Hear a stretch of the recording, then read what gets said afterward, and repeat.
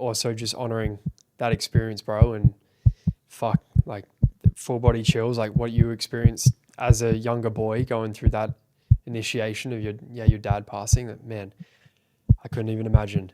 And then the responsibility that you must have taken on for your mother. And yeah, 2 sisters. Yeah, man.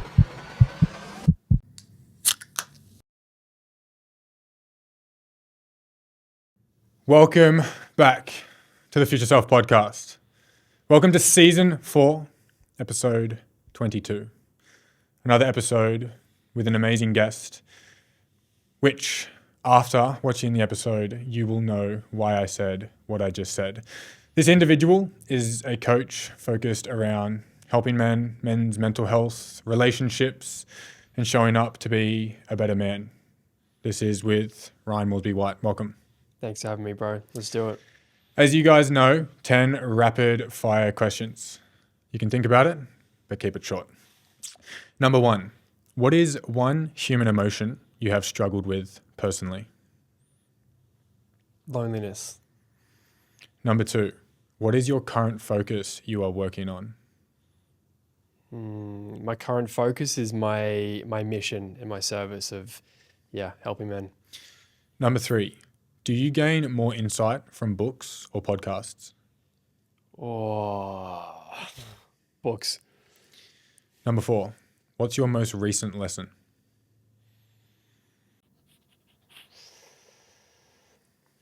My most recent lesson would be around not getting so caught up in the potential of where things could be and really being present with where you're at with things at the moment, because for so many reasons, that's pulled my attention away from where I'm at and the service of the men that I'm working with right now in the potential of where things could be. So that's been a huge lesson for me. Yeah. I totally understand that in a different light with my own experiences. Number 5, can happiness be a choice? Absolutely.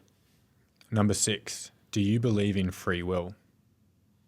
Yes. There's a lot of nuance to that, but yes. Yeah, that's the tough thing of rapid fire is yes, but I'm holding you from that. Number 7, do you believe once a cheater, always a cheater? No. Number 8, would you rather know your death date or the how?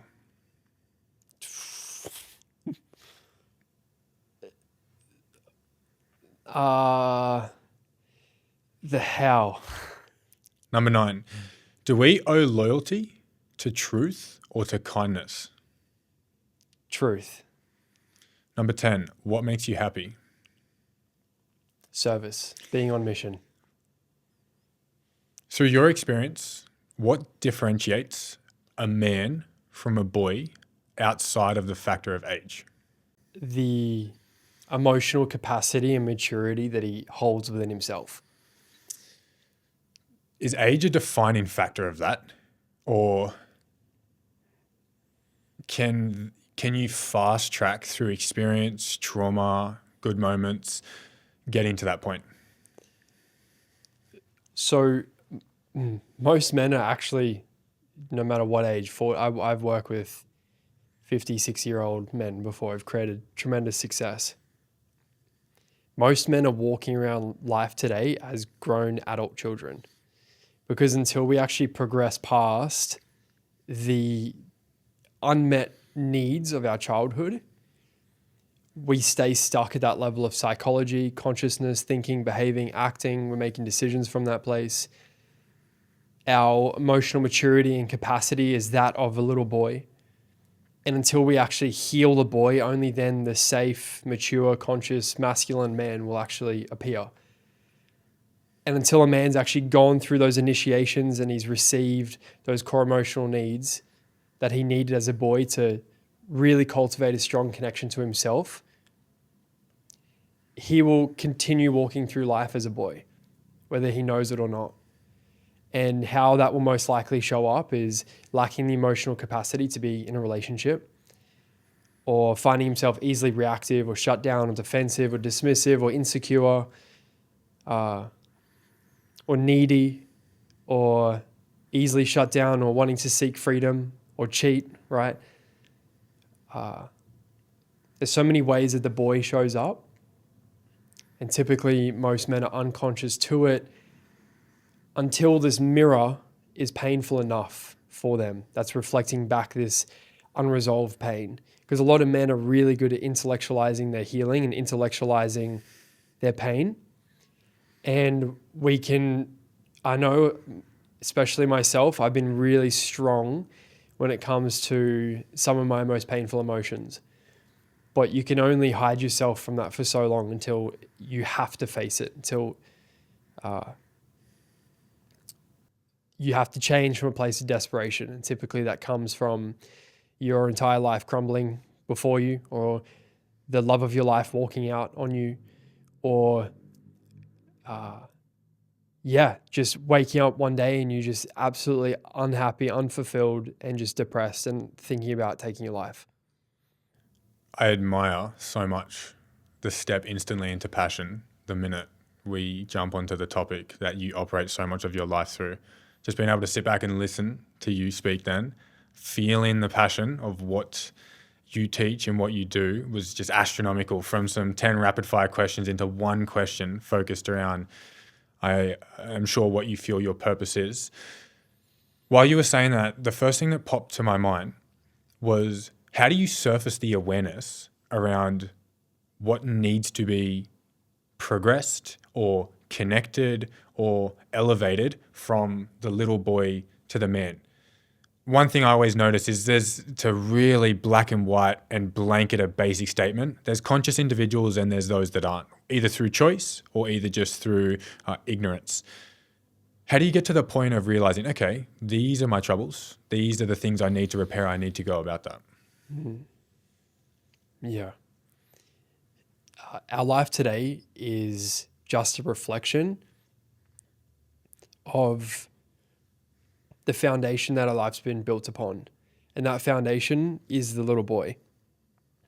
Everything that's happening today, your relationships, your work, your career, your friendships, your relationships, your connections, all of it is a reflection and a mirror of what it was that you experienced as a boy in childhood.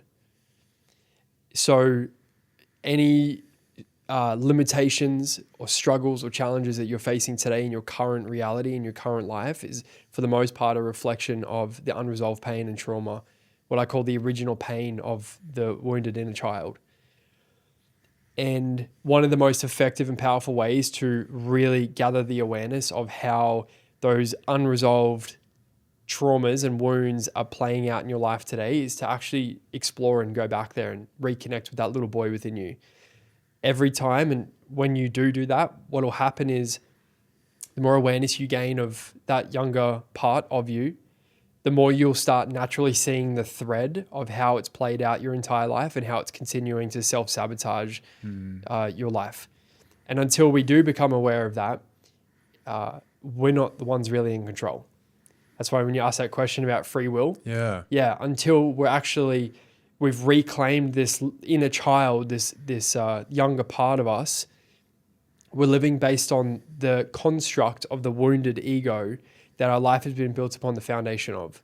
The construct of the wounded ego of who it was that we thought we needed to be in order to survive, to get our needs met, to be loved, liked, accepted, to fit in, right? For our family system or our societal system of our friends, our family, society as a whole to accept you. Because beyond the wounded inner child or the younger parts of us was, say, this little boy who was within a system that was greater than him. And if that system failed him, right, it's more important for us as humans to fit in. So that child will become whoever they need to be to fit into that unhealthy system. Yeah. And therefore, you're not truly living a life of truth, of your true self, of your highest expression. You're actually living in the prison of the prison of who it was that you thought you needed to be in order to fit into that system. So from a standpoint of trying to work out what's worth fixing and what's not, everything we do is for a reason. There's a reason behind why we act this way, think these thoughts, or navigate life in this manner. There's things from our childhood that serve us today positively, and there's things from our childhood that serve us today negatively. How do you differentiate what's worth progressing or fixing? Because the thing I think of and I say to my clientele is just because you can doesn't mean you have to. Just because you can fix something doesn't necessarily mean it's something to fix. So then how do you differentiate the things that actually should be connected or fixed versus the things that are actually maybe not the best, but they're still serving a decent purpose as an adult? Yeah. To feel that there's something to fix would imply that you're broken. And that's the issue right there, is the shame, the toxic shame of feeling that who I am, myself, is broken. There's something inherently defected or wrong. And beneath that typically is the wounded inner child who felt that there was something inherently wrong with them because they didn't have the love that they needed reflected back to them. And that can be as simple as your parents were emotionally disconnected, and as children we're communicating with our parents nervous system to nervous system. That's how we communicate. And when they're disconnected or dysregulated based on what's going on in their world, in their life, you don't have this healthy mirror reflecting back to you that all of you is loved and welcomed. So in that moment, this child becomes shame-based. They start to feel that there must be something inherently wrong with me because I'm not getting my core needs met. This makes no sense. So for the most part, most people are in the personal development industry trying to fix themselves because they feel like they're broken. So they're doing this work, learning all of this stuff, listening to all the podcasts, reading all the books, from the shame that there's something inherently wrong with me and I'm broken. And how we differentiate that is just bringing love and acceptance to the part of us that feels that we need to be something other than ourselves to be loved. And it's loving and accepting all parts of it. That's what healing means. That's what integrity means as well. So to be an integrated man, if you go look up the word integrity or integration, it means wholeness. If you go look up the word health, it means wholeness.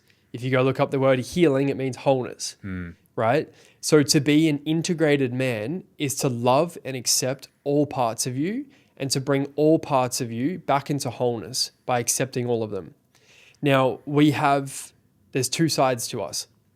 There's two sides to everything. One of my greatest mentors, Dr. John DeMartini, used to speak about this, or he speaks about it all the time, is that one of the greatest sources of pain and suffering is when we're trying to live in a one-sided reality, right? When we live in when it's a two-sided reality, there's polarity, there's two sides to everything, hot, cold, left, right, positive, negative. So to only see the bad parts of you, right, is to only see the one side. To love and accept also the incredible traits and the incredible parts is also accepting the other side. So it's owning and accepting both sides, the parts that we're most shameful for and the parts that we're most proud of. And it's bringing both of those back into wholeness and integration instead of trying to do this work from a place of fixing or needing to fix something that's broken. You said in there, act as your true self. So if I've operated through a mask or a mirror of responses that aren't true to who I am, I'm sure my listeners would have a thought, how the fuck do I find out who I am? Yeah. There's a very famous quote that I love from Carl Jung, and it says that the privilege of a lifetime is to, I'm pretty sure I'm probably butchering this, the privilege of a lifetime is to discover who you really are and then be that. So to know, and comes back to the quote, know thyself. To know thyself is to come back to who you were before you felt you needed to be something other than yourself. Because we were all welcomed into this world as a perfect miracle, right? A soul incarnated, an energetic being incarnated into this physical experience with gifts and self-expression and a true It's like this just knowing of what we actually are, if that makes sense. And then we get welcomed into either this family system or the societal system, and that system then programs us and shapes us into who it is that we think that we need to be. So to discover who you are at your core is to come back to that child, the innocence, to reclaim your innocence and to come back to the fully expressed self that you were before you felt you needed to be another way. For example, as a little boy, I was very, very passionate. I loved asking questions. I was very self-expressive. I was loud. I loved expressing myself in any way that I could. And for parents who had migrated from South Africa to Australia and were trying to make it work, right? They had no family here. They were here on their own. Dad worked 7 days a week. He would come home. He'd be absolutely exhausted. He didn't have the emotional capacity to deal with how much energy that I had as a boy. And over time, I started to feel that who I am is too much. Yeah. So I have to dim my self-expression. I have to dim myself.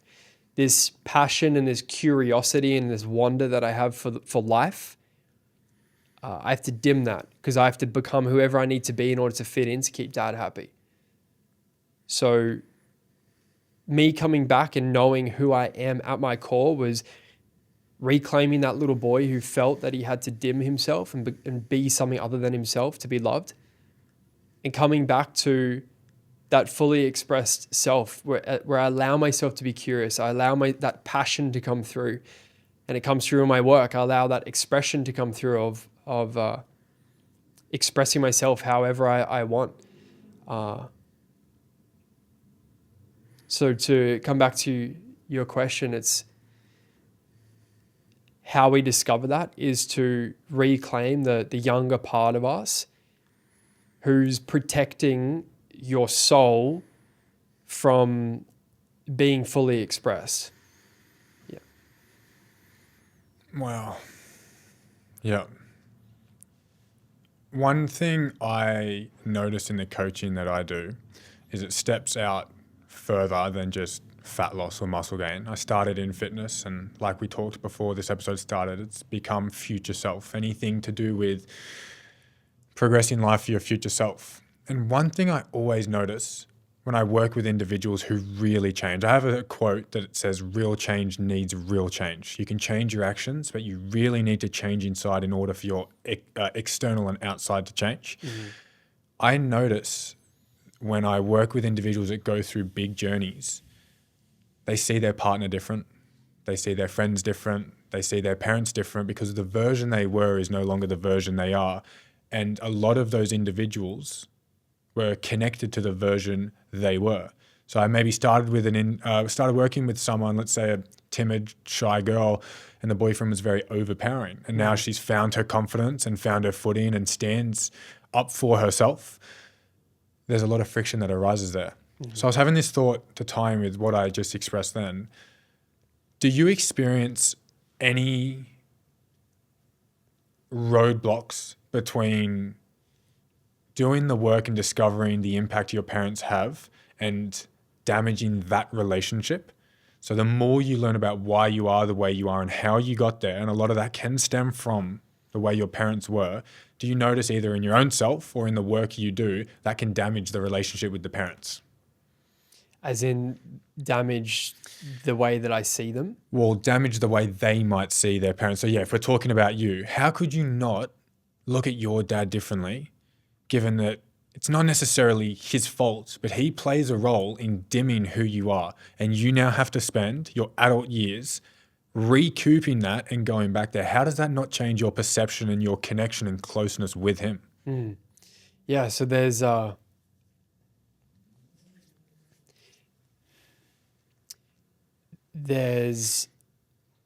very key part here, and it's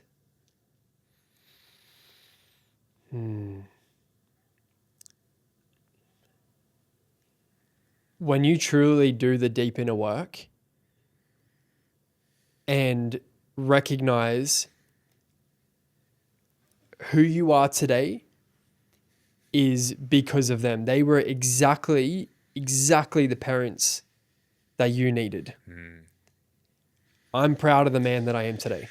And I wouldn't have been that if it wasn't for the way Dad was. And one of the deepest processes that I take people through is called family constellation therapy. And with that, it's not very mindful of how deep I speak in this because it's such a concept on its own. But basically what this is you healing the experience of the family system that you came from and seeing and really understanding where they came from. And this is where you start connecting with your ancestors, right? So I know my dad was the way he was because of his dad, and then because of his dad, and then his dad, and then all of my ancestors generationally, right? So one of the most profoundly healing things you can do is gather a deep understanding of why your parents are the way they are, or why they were the way that they were. Totally, yeah. Yeah. And that will heal something within you. And I don't mean just have some like really like, what was your childhood like? What were things like? Right? There's a big piece here around as well is that we don't forgive our parents for what they did or what they didn't do. And a lot of people think that they had a perfect childhood, and that's a huge red flag for me right away because no one escaped childhood without a few cuts. No one. Yeah. But when you give that little boy or that younger part of you, that inner child, a voice for their experience to be validated, it's like that younger part of us will no longer hold that resentment towards our parents as well. And it gives us this deeper understanding. But yeah, one of the most profound things or powerful things that someone could do, even listening to this, is to write down everything that you've achieved in your entire life and the person that you are today. Even if you're not proud of that person, it's like you're still here, you're alive. Maybe you would have gone down a complete different road and maybe you would have died at a way younger age, who knows? But you're here today. And it's writing down, listing all of the incredible things that you've achieved and all of the things you're proud of and all of the accomplishments and like who you are today. And the first part of that is getting clear on the core wound. So for example, I felt that no matter what I do, it's just never enough. I'm not good enough. And I know that came from Dad because whatever I did, it just never met his standards. And if I did meet his standards, he would raise the fucking bar. And I never thought or felt that I was enough, right? So I got clear on that. And then I got clear on all the things that I've achieved and the person I've become because of how driven I was from that wound of not being good enough. And then from there, so it was really acknowledging who I am today because of it. Then the third part to that step was writing like a purge letter, a letter of fuck you, like a real fuck you letter. And then a letter after that of love, appreciation, and forgiveness for what I've now realized. Typically, you'll realize a few things throughout that. And what I realized when I did that process, that practice, was I made it mean that I wasn't good enough, not Dad. Yeah. He actually loved me so fucking much and he wanted me to have the childhood that he never actually experienced. And he wanted me to have the life that he never had the possibility to create for himself. So he held me in such a high standard, but I made it mean I wasn't good enough. And in that, I shared that with him. And yeah, he tears, crying. He was like, and he doesn't cry. So Wow. Yeah. I love so much the statement that you express where I always see it. People who go through a childhood experience in A overcompensate and put their kids through B. Mm-hmm. So I was underloved and now they overlove. Yep. And for so long, I was terrified of having kids. Terrified. Now, part of that, everyone just renders down to, oh, well, you're a young boy, you'll snap out of that. Oh, dude, it gave me goosebumps thinking of it. It crippled me for a long time, and it was really toxic to one of my relationships I had. I'm not getting married. I'm not having kids. You have to deal with it, or you have to be out. It's not going to change. Because I was so scared of, like you said, and it just is, trauma passing on to your kids is inevitable. You underlove, trauma from that. You overlove, trauma from that. And I was so scared from my own childhood experience and what I've gone through, putting in all this time, love, care, and effort into a child, knowing they're still going to have trauma as a result and an outcome from that. No matter how well I navigate it, no matter how much I show up, progress, float in the middle, balance it, they're going to walk away with damages. And that fucking scares me so much. The question I asked, I look at it as it's my parents' first time living life too. It's their first experiences. Now, I don't say that in a way to scapegoat the way they act or what they do. But as I've become an adult, I've started seeing my mum more as another human living out her first experience. The world doesn't actually operate the way she thinks, or the way she went about it, or the way, my dad went about it, or the way he thinks. It can operate the way I think. So rather than holding them on the pedestal of a parent the way they are is the way the world is, I started saying, no, it's my mum's first time at life. And I love how you dove into they are the way they are for a reason too.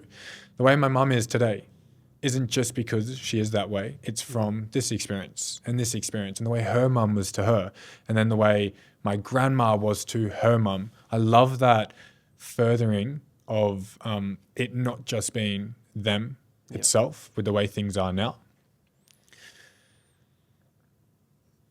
The thing with parents is what happens in a scenario where you do more work than your parent and you understand things different to your parent.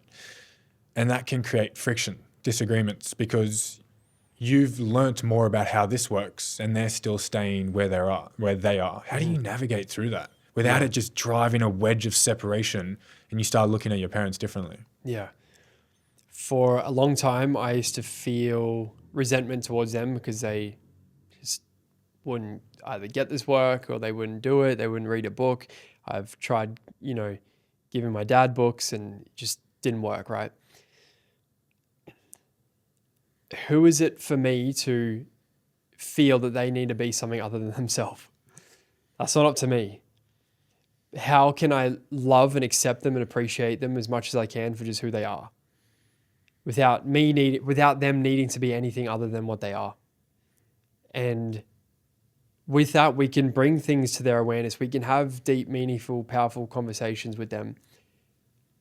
And it's not up to us to try and change them, but how much, and it's a practice.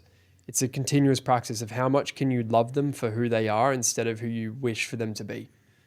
But what if you know that their life could get better, or the facades that they operate through that you're aware of, they're not aware of, but you've done enough work to be able to understand, you operate that way because you experienced this in your childhood. You have an idea their life could be better and they could stop acting out of this trauma response and they could stop operating out of this negative mirror.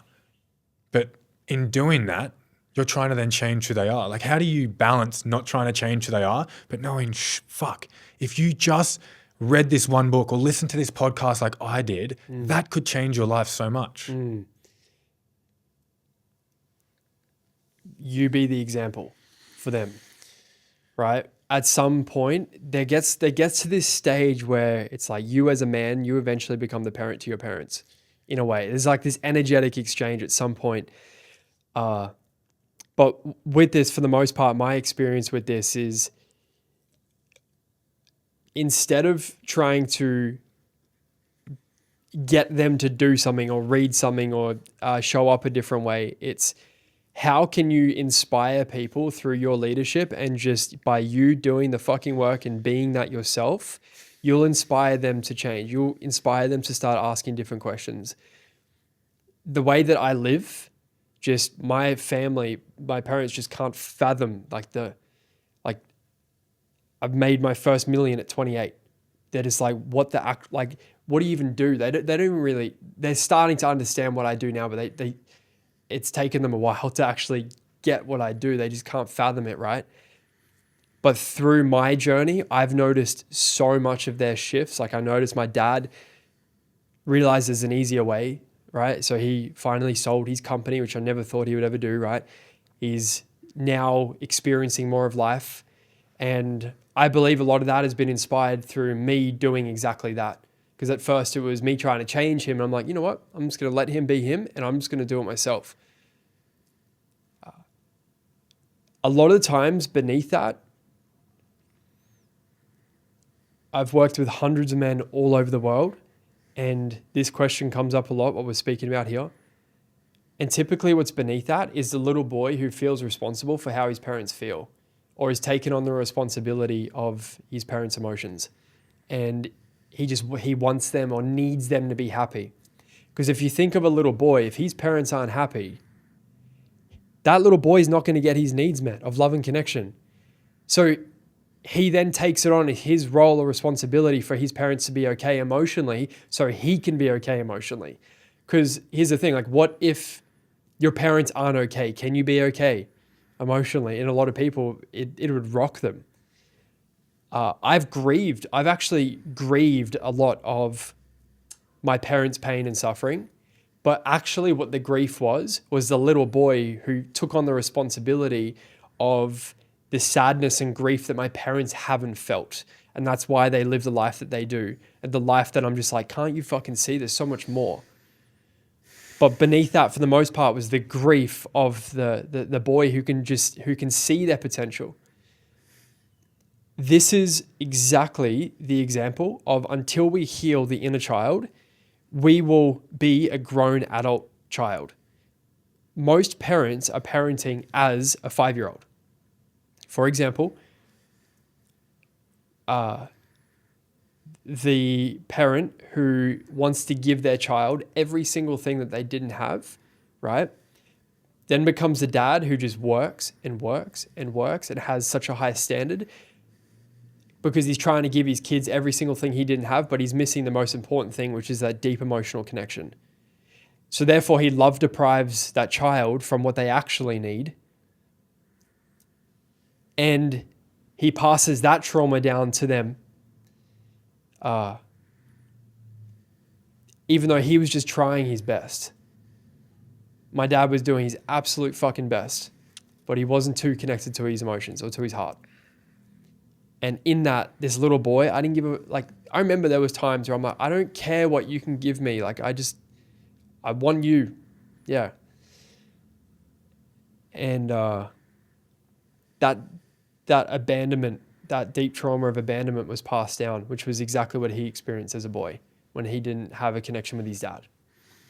Yeah. So this is how the inner child, like until we heal those younger parts of us, we will not only be in relationship from that level of thinking, behaving, consciousness, psychology, emotional capacity, not only in relationships, but in work, in career, in our mission, but for the most part, how you then parent. Because I work with, I swear I've worked with more fathers, if anything, and I'm not a father myself, but through the work, it's so profound what happens to him and the connection that he has to his children, because he's no longer parenting them from the little boy within. And another way to really understand the depth of this is imagine a mother who has a deep abandonment wound where she didn't get the love that she needed as a little girl. So she finally has a child, which is an extension of her, which is this love that would never ever leave her. This love that she can now meet her unmet childhood needs through, of love and connection that could never leave her. So she becomes emotionally attached to this child, and over time even becomes enmeshed with that child. I've had close friends and brothers and even men in the space, a lot of them, they've been overly mothered by the feminine energy, and they never had the space to actually cultivate a deep connection on their own, to stand on their own 2 feet, to turn to men and brothers for emotional support. It's because they're still tied to the oxygen mask of that energetic connection with their mother. And that's a deep mother wound that a lot of men carry. And that comes from her unresolved childhood trauma. Because a woman who's deeply connected to herself and understands what, like, for example, a little boy needs in development, at a certain age, she will pass him off to men for him to go on his rite of passage. She knows that the cord needs to be cut. I need to create that separation so he can go be with the men and learn what it means to be a man. But if she's too anxiously attached because of her wounded inner child, getting her needs met through this child, she won't create space for that rite of passage from boy to man, for that man to go through, that boy to go through. So when a man doesn't go through that initiation, he doesn't receive that strength, and he continues to walk through life as a wounded boy who was never really initiated into his power as a man. Yeah, there's a lot there. I'm going to split what you just said into two parts because you spoke on two different topics. Yep. The whole first half, my hands are dripping in sweat. I had teary eyes and my heart was beating so quick as if you were just talking to me directly. Pattern recognition in your world must be fucking insane. Like the consistency of pattern amongst people, maybe the experience is individual and the details individual, but the patterns must just be so prominent. Going back to the part where you said being okay with your parents not being okay and their potential. My father killed himself when I was 12. And I hold so much stress and angst towards my mum of being her potential. And I do that to a lot of people too, and it's fucked so many things for me. And I've changed so much over the last 6 months of meeting people where they're at and being available for when they're ready to move forwards. I used to push, you can be there. Hey, you're not asking for advice, but here's advice. Hey, I know you don't want to get there yet, but this is how you get there. And I've done that to my mum for so long. My mum has been through so much shit, so much shit. So the way she acts, makes so much sense to me. But I remember for so long, or even still, I just hold this fucking fear inside that I know she could experience life better, and I'm terrified for her to get to the end of her road and look back and go, fuck, I wish I did this or this different. And it's almost as if I want something she might not. But the thing I also struggle with is when someone says, yeah, things are fine. It's like, don't lie to me because I'm not that ignorant. I know things aren't fine. It's like when someone says, yeah, life's good. But then if you get them in a vulnerable position and they break down, hey, this isn't good, this isn't good. People fake that facade of, yeah, things are fine. It's like, no, one, I'm not ignorant enough to know that they're not. But two, it's like, think of how much better it could be if you didn't do these things. So I struggle with that so much, so much. Yeah. That's why there is an extent, and also just honoring that experience, bro, and fuck, like full body chills, like what you experienced as a younger boy going through that initiation of your dad passing. That, man, I couldn't even imagine. And then the responsibility that you must have taken on for your mother. And yeah, 2 sisters. Yeah, man. Fuck. Yeah. This is why one thing I've really struggled with is just being black sheeped. Because I do things a bit different. I want a little bit more. I push for things. And man, it's so hard to be painted as a villain in certain scenarios when I am the way I am from past experiences and I'm working hard to fix it. You know, like I'm not just, I've been, things like I've been called arrogant or, very abrasive or direct. And it's like, fuck, if you've been through what I've been through, and I'm not going to take away that there's people who have been through worse, but that doesn't discredit what I've been through too. But if you've been through what I've been through, you'd understand why I am the way I am and how just fucking hard I try. Everyone sees it at the surface value. He's just a fucking arrogant prick. It's like, oh, dude, if you knew how hard I'm trying and how much I've pushed through to get to where I am. And I'm not settling with where I am now. There's a lot of work to do, but I think, yeah, and I've been guilty of this too. You don't know what people have been through until you ask. Yeah. And making those judgments or those one-liners that, oh, he's just a prick. Why? Oh, he just is. It's like, fuck. Yeah. No, but why? Like, ask why. That for me, asking why, I call it onion peeling, asking enough whys to get to the core of, that helped me a lot. You know, why are they that way? Oh, because they've been through this. Yeah. Why? Okay, when they went through this then happened. But then, yeah, moving back to what you said before, I don't hold hostility or grudges towards my dad because I am who I am. And I struggle with the word proud. I'm not able to say I'm proud of who I am, but fuck, man, I'm grateful for who I am and where I'm going. I know I'm on a pathway to eventually get to a point of being really proud. Yeah. Man, a really powerful practice to do to really feel a sense of pride is to, and it's just a practice anyone can do, is you can just close your eyes down and you can visualize and imagine like your earliest childhood home or your safe place, right? Maybe you had a cubby house, or maybe you like digging holes in the backyard. That was me. I love digging holes in the backyard. There was a specific home. I remember doing that. Or maybe there was wherever you felt most safe as a little boy, and going back there and seeing him and sitting with him and letting him know that he's safe and that you've got him. But for the most part, then letting him know who he's going to become. And you'll feel this sense of pride and maybe even a whole lot of emotion come through. And that's a really powerful way to start reclaiming the boy, and for you to really start recognizing your power and the gifts that you have, because you should be proud, bro. Thank you. Yeah. I have such a rejection to people saying things such as proud or happy, but I'll take the compliment. Yeah. I appreciate that. This is where Future Self was born. Yeah. So from that, making doing something now to allow your future to be better. That's why I coach.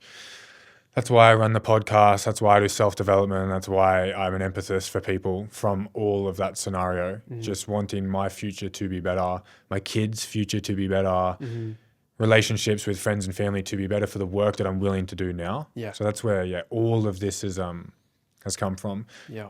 I want to say something quite vernacular, a little bit gross, with intent. Not that I agree with it, but just it would be a statement said, I guess, amongst the bros or just thrown out there. What differentiates a man in touch with his emotions, aware, connected with himself, soft, able to enter feminine and masculine, and someone that's just a fucking pussy? Yeah. So for the most part, men who use the word or, are to call another man a pussy is, for the most part, is because they're disregarding their own feminine energy. They're neglecting their own feminine energy, their own feminine body, their emotional body.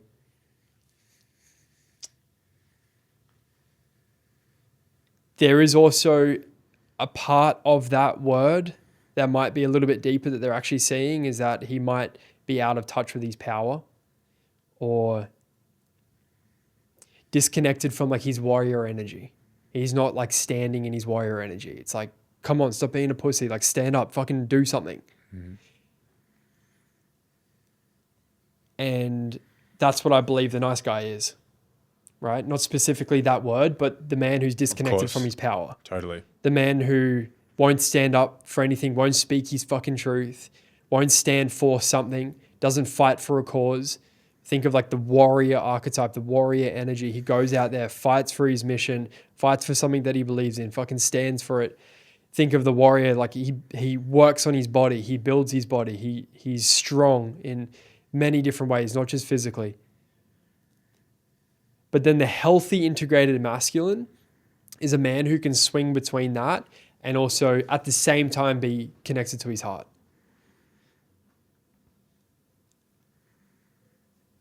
There's this is the integration of the 4 masculine archetypes: the king, warrior, magician, and the lover. The integration of the masculine and feminine.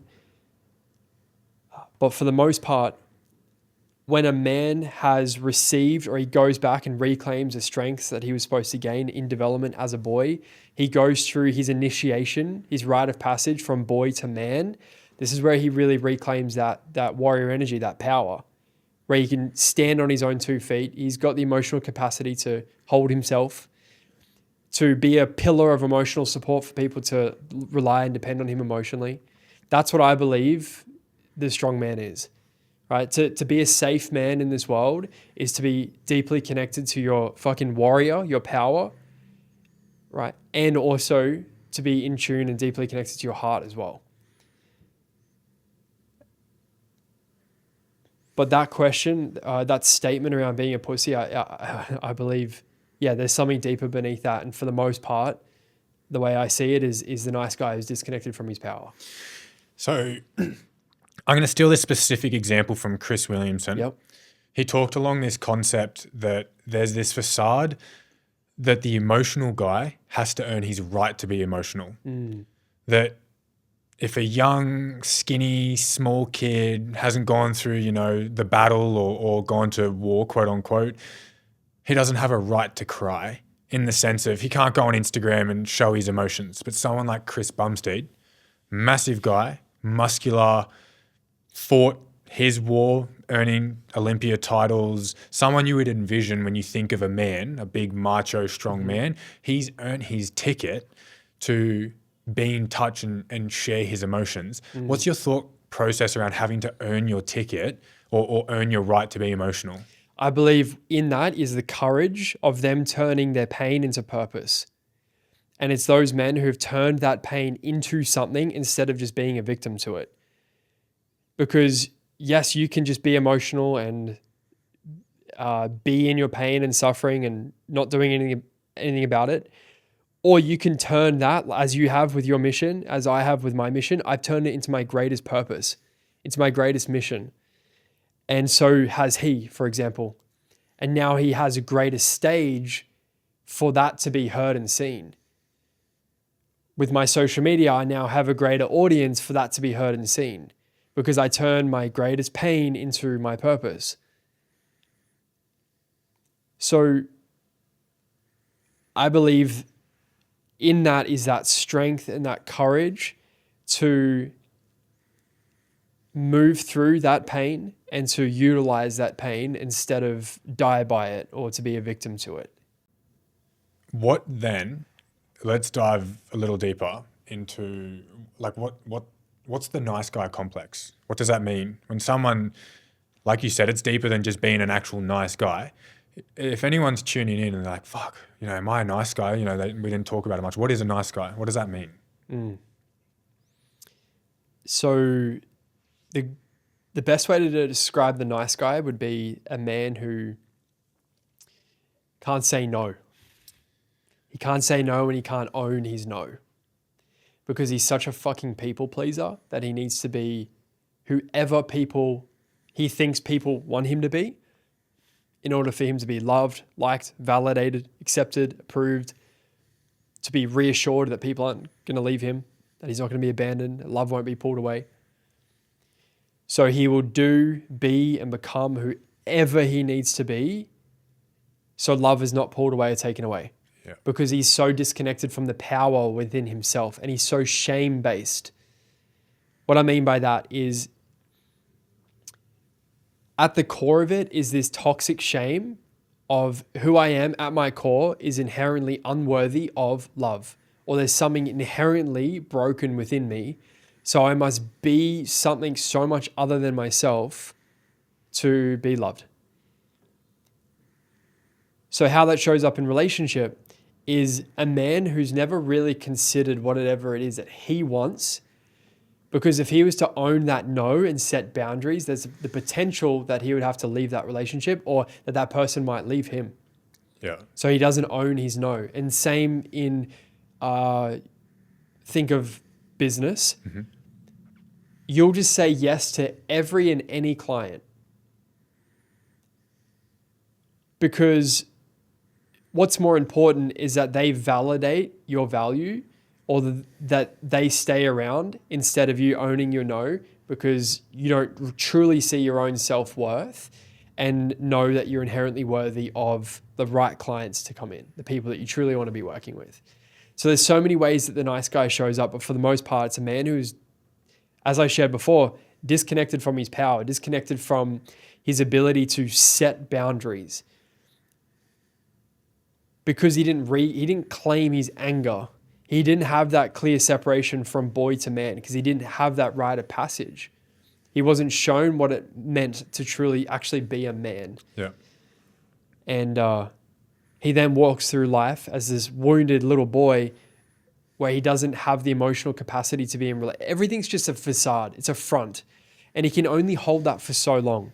So it gets 6 months into the relationship and he starts getting reactive. He starts getting insecure. He starts asking or seeking reassurance. He doesn't have men or brothers to turn to because his number one value and mission in life is to be loved and accepted by the feminine, because that's his representation of love, that he's neglected brotherhood. And he doesn't actually prioritize being with men and being around other men. The nice guy he'll sabotage his entire life because no one actually trusts him. No one trusts a man that can't say no. Oh, I love that. I did a episode that's come out before this along the lines of respect over being liked. I've gone through experiences of not being liked, but in a time of need of truth or utter proper support, those individuals that don't like come to me instead of the friends that they like. What's the thoughts around then hookup culture, like men sleeping with heaps and heaps of women? I did a podcast with a pickup coach and he talks about, getting as many kills as you can, increasing to your body count, all those experiences. What's the thoughts, without tying necessarily to that individual, what's your thoughts around, high body count, chasing high body count, always sleeping with heaps of women? Peter Pan energy. Men who are just fucking floating around, flying around, who are afraid of deep commitment. And in that, they're actually avoiding their potential. To truly commit to a person, a woman in a monogamous relationship, a man knows, an integrated masculine man who's deeply connected to himself knows that you can only go deep with one person. You can't go deep with all of these people at one time. Yes. And in that depth is where you're going to get fucking triggered. And in those triggers are the invitations into your potential, because through those triggers is you healing what's preventing you from being operating in your power and potential as a man. And maybe one of those triggers is the fact that you actually have to fucking commit to someone. That could be a trigger as well. For the most part, beneath that is, I see a lot of loneliness. A lot of men who aren't or don't have the courage to truly face themselves in their loneliness. So they avoid and distract from that loneliness. And underneath the loneliness is this little boy who's just wanting to be held. So he goes and tries and sleeps with all these women, and it never feels enough, because beneath that, he's actually just seeking to be held and nurtured by the feminine, which he hasn't cultivated within himself. There's so many different ways that this plays out as to what leads men to go and do that. Yeah. But for the most part, to answer your question, it's a massive avoidance of potential. A man who avoids committing in relationship is a man who's avoiding his potential. Yeah. It's easy to be on your own. It's easy to stay surface. Yeah, it's easy to be playing up here. Yeah, it's fucking challenging to go to the depths with someone. The reference, I've had this constantly pop up into my head while we've been talking, and I'm sure you've seen it before. There's heaps of them. And it's the reference of a little kid walking through a field with like this soft music in the background, and it's just like a one-liner reminder of don't forget he's still inside you. And man, it's always something that just brings me so much to anything I'm doing at that point in time that's a bit abrasive or mean to myself, a little bit too stressful, pushing for too much. It's like, oh, fuck. It always just hits me so hard of, damn, like that is so true. What I put myself through now is not only me, but that version as well. So yes, I'm a resilient man that can go to dark depths in my brain to push through these moments, but it's like, shit, like you gotta be careful because you're also putting that version of you through it as well. Generalized question, how do I be a better man? If I'm sitting here now after listening to this hour-long conversation thinking, fuck, where do I even start? How do I be a better man? Where do I start? Yeah. Getting clear on what that actually looks like, first of all, because that could look so different for anyone. It could be losing 10 kilos. It could be, how can I be a better man for my partner? How can I step up more as a leader for my team? So it's, first of all, getting super specific on what that actually is in your season of life right now. And then feel into what is it that I know that I need to do that I've been distracting myself from doing or feeling. For example, if I know that to be a better man is I need to go through, and we already know what we need to do, right? When you create enough stillness and quietness within the fucking analytical thinking mind, when the security guard drops, you create enough stillness and peace and quietness, your deeper truth and what's seeking to be felt will come through. And that deeper inner voice, that deeper inner knowing of, you know, the things that you need to be doing typically goes against everything that the ego actually wants, because the ego just wants to keep you alive. The ego is, for the most part, wired for survival. And let's say you actually sitting and feeling your loneliness, right? Your ego sees that as pain and suffering. It's going to do everything in its power to avoid actually feeling that. That's why men go out there and they sleep with as many women as they can and they stay surface level, because they're actually avoiding the deeper truth that's seeking to be felt, right? Distraction. So maybe what it could look like being a better man is knowing that, going, oh shit, I know deep down there's a part of me that needs to really face himself and spend some time on his own instead of watching porn, seeking distractions, continuing to work, just seeking meaningless connections with other women, right? Maybe what I know I need to do deep down is face myself in that, and I know in that is going to be this real loneliness. Yeah, that right there, that's the deeper inner truth. That's the deeper inner knowing that he's got to actually sit with. And it's not just him sitting in his loneliness and being lonely. It's him actually feeling that loneliness from the place of the little boy who felt lonely or felt emotionally disconnected from his family or his parents or whatever, wherever the loneliness came from, right? So there's actually a healing piece in that for the inner child when it comes to loneliness. But to be a better man is, first of all, getting clear on what that actually is. And I like to go to the depth of things, and typically it's beneath just losing 10 kilos.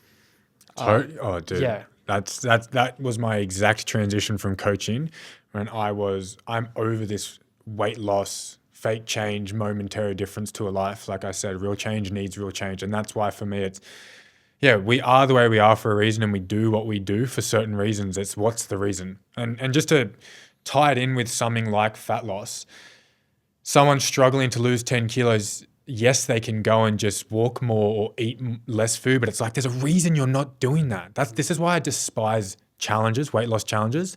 It's like anyone can change a moment, but there's a reason you're not doing it. What's the reason? Work on that, and it flows onto your life. Mm-hmm.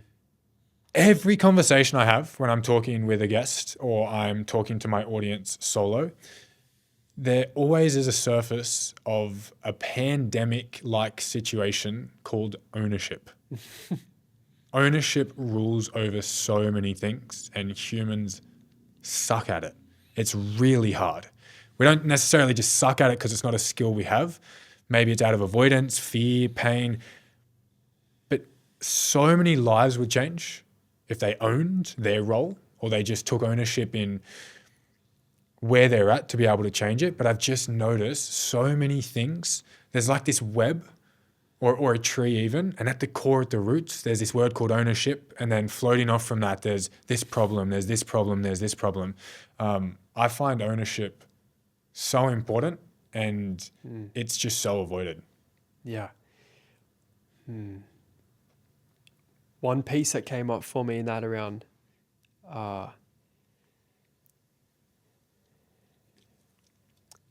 100%. We can't change anything that we're not willing to fully accept or acknowledge. But one piece in there around, let's say, maybe there's some people who still listen to your podcast, you're in the health and fitness space, they're wanting to lose some extra kilos or they're wanting to gain more muscle or whatever. When, for fat loss, for example, if you struggle with eating, you have an addiction to unhealthy foods, beneath that addiction is a core emotional need. Beneath that core emotional need is a need that you didn't have met in childhood that you then seeked through food. And that was your way to actually escape, to avoid feeling what was actually seeking to be felt. So today, no matter how hard you fucking try, if your entire life has been built upon the foundation of that wounded inner child, right, who at the core of it is still stuck in a state of survival every time, every day of the week, no matter when you get stressed, when you're tired, when you're hungry, you're going to turn to those foods that don't serve you because that's actually your way to soothe the pain of the inner child. All addictions come back down to the wounded inner child and an unmet emotional need that we're then seeking to receive through the world. So this is why it's like, yeah, there's like, why do you actually want to, yeah? And then I look at all of these men in the gym who've, extremely jacked, yet all I see when I'm in the gym and these dudes that are just in there day in, day out, I can feel and I can see when it's coming from the little boy who's trying to be seen. There's a difference between when a man is deeply connected to his warrior energy and he trains from a healthy way, or he's doing it from the little boy who feels that he needs to be something other than himself to be loved or look a certain way to be validated. So I just wanted to speak in that because, there's always a deeper core emotion or feeling or coping mechanism or strategy that we've actually picked up along the way to deal with what it was that we didn't have the capacity to actually deal with in childhood. We wear the same lens at the gym. I see that all the time. It was actually a reason as to why I left one of the gyms here to move, because I was met with that energy consistently felt and I struggled to be around it. I totally understand. You know the gym you're talking about. Yeah, I totally understand and see exactly what you're saying. Yeah. There were so many individuals in there that, you can just pick it up. And I love the differentiation of a man pushing harder to train harder. There is just an energetic difference between them versus an individual getting big because of something lacking or previously experienced in their life. On that note, into that camera there, what is one piece of advice or a thought or a question that you want my audience to have, think, or ask more often?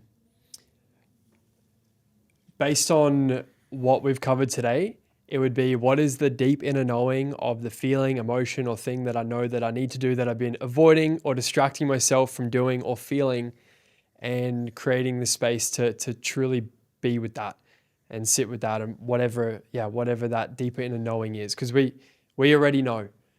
And it takes for us to get quiet enough in here to actually listen to the whispers of what our body is trying to speak to us. That is episode 22 of the Future Self podcast. I will link Ryan's Instagram down in the description below, because that is the sole reason I had him on today's podcast. His posts, reels, captions caught my eye for long enough to offer the invitation to have him here. You know the deal if you watched on YouTube. Like the video, subscribe. If there's a moment in here that caught your eye, timestamp it down below so I can see and be aware of what it is. If you share it with anyone, please let me know, because if you're sharing my mission like I am, I would love to be a part of that. Everyone on Spotify, you know where the love is already at. Ryan, thank you so much. Thank you, brother. Yeah.